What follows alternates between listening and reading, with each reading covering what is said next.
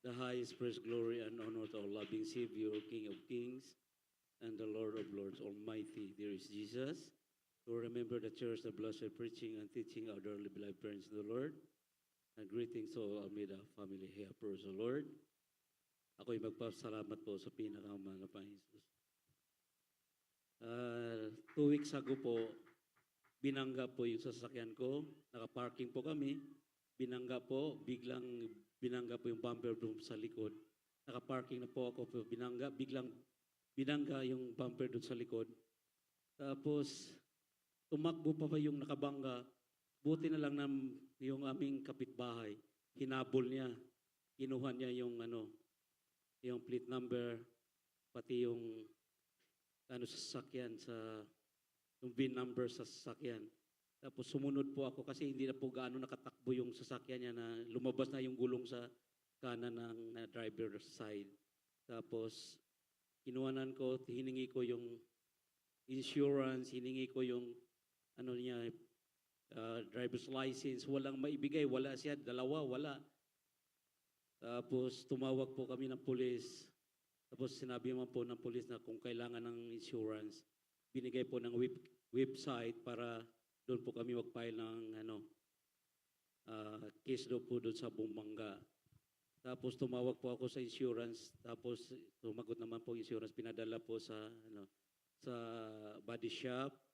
Tapos sabi ng body shop, 10 days magawa bago makuha po sa sakyan. Kaya napasalamat po ako sa pinakamahal na Panginoon Jesus, nakuha ko po last Friday. Yan po, salamat sa pinakamahal na Panginoon Jesus na hindi po ako, pag parking ko po, hindi po ako biglang lumabas. Umupo muna ako sandali, tapos may bumangga po sa likod ko.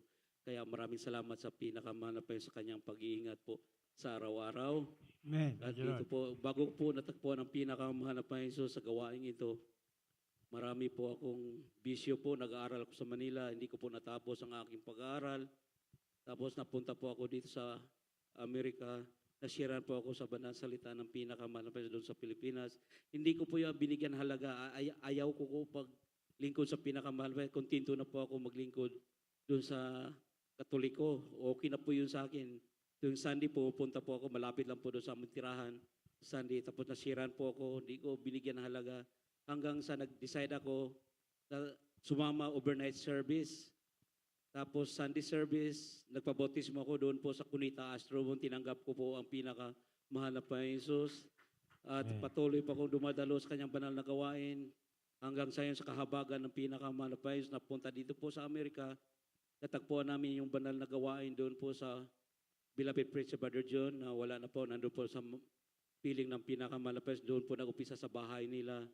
Kunti lang po kami, paunti-unti hanggang dumating Beloved Ordained Preacher Brother Alex Robry. At nag-decide siya na ilabas ang banal na gawain.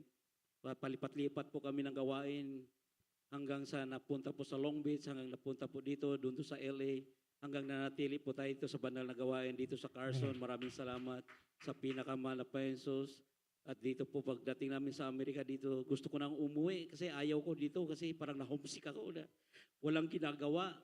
Gusto ko nang umuwi. Wala naman po akong balikan pa sa Manila kasi wala na yung hanap buhay namin. Binigay na o bininta na lahat.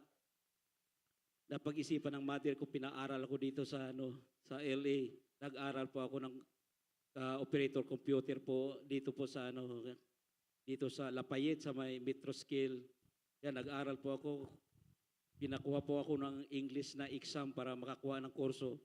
Hindi ko naman alam kung paano mag-English pero nakapasa po ako sa awa ng mahal na Panginoon. Amen. Praise the Lord.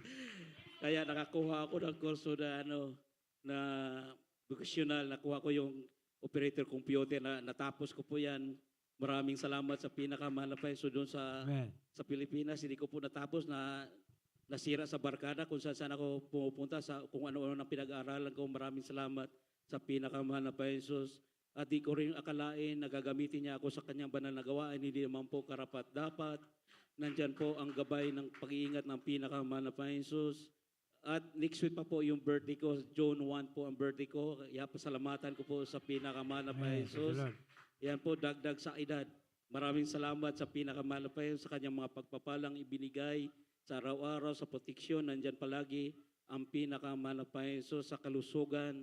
Ang mga pangailangan namin sa araw-araw nandyan palagi binibigay ng pinakamahal na Panginoon Jesus.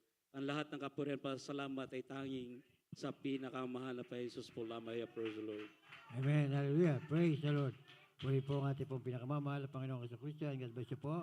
Beloved preacher, beloved brother Art Asuelo, ang ating pong birthday celebrants for this week. Hallelujah. Praise the Lord.